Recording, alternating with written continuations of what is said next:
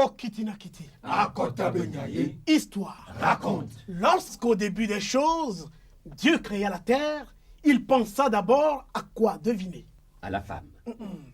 Il pensa d'abord Alors, à l'eau. l'eau. Il pensa d'abord à l'eau. Et quand l'eau fut créée, Dieu lui-même en fut émerveillé, si émerveillé, qu'il passa le temps à l'admirer. Et Dieu se rendit compte qu'il perdait son temps. Car il commençait déjà par accuser un grand retard sur son vaste programme de création, vous savez. Alors il lui vint l'idée de créer des hommes et des femmes dont la mission serait de veiller sur cette eau. Ces hommes et ces femmes formèrent donc le premier village de la terre, au milieu duquel se trouvait l'eau de Dieu sous forme d'un étang. Dans ce premier village de la terre, la vie était belle. Il y faisait bon et doux à la fois.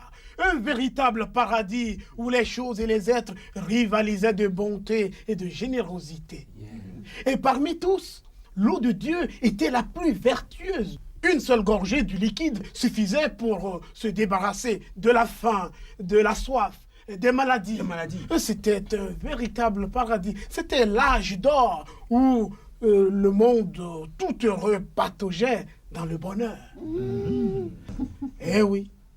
Et la vie continua son cours au rythme des saisons et des lunes. Les années passèrent. Puis, un jour, l'âme des humains se mit en peine. Elle se sentait vide. L'ennui pénétra. Les hommes et des femmes plongèrent dans un mal de vivre indescriptible.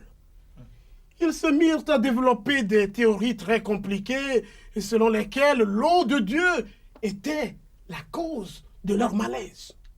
Et ils résolurent de ne plus dépendre de cette eau et de vivre autrement. Mais pire, ils décidèrent de la faire disparaître. Oh Kitina Kiti. En peu de temps, l'étang fut transformé en un dépotoir où ordures, cadavres et excréments se disputèrent les premières places.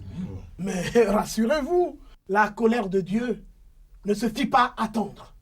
Il envoya, devinez? Satan. Non, un serpent, un gros serpent, un serpent aussi gros qu'un baobab pour protéger son eau. Mais les hommes du village, comme possédés, décidèrent de le tuer. Et un midi de plein soleil, tous armés de coupe-coupe, ils attaquèrent le serpent. Domina, mina, mina, mina. Domino, mino, mino, mino. Domino, mino, mino, mino. Domino, mino, mino, mino. C'était un instant d'une beauté épouvantable. Et le combat était d'une violence incroyable. À un moment, ils lui tranchèrent la tête. Qui sauta en criant: soyez maudits! Nous? Non, pas vous.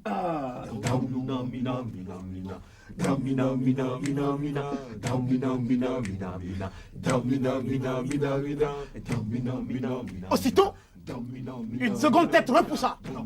Ils frappèrent encore.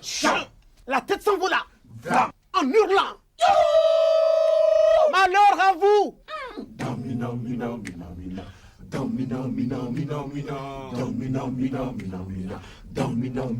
Une troisième, une quatrième, une cinquième, une sixième,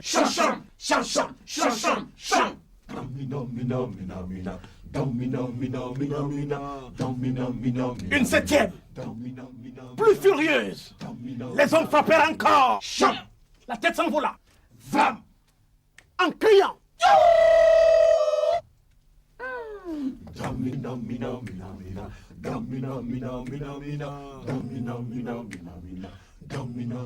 oh Kitina Kiti.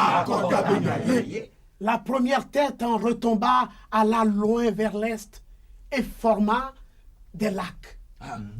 La deuxième tête la tombée loin vers l'ouest et forma Des montagnes. des fleuves. La troisième forma Des montagnes. des forêts. La quatrième, c'est la quatrième qui forma Des montagnes. des montagnes. La cinquième, Des océans. des océans.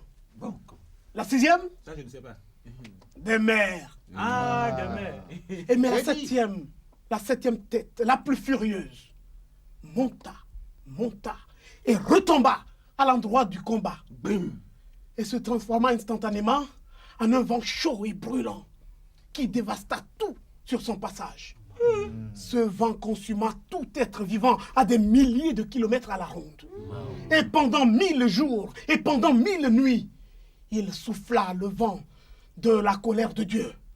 Il souffla du feu qui donna naissance à un immense océan de sable. Ah, le désert. Voilà! C'est ça l'origine des déserts. Yo.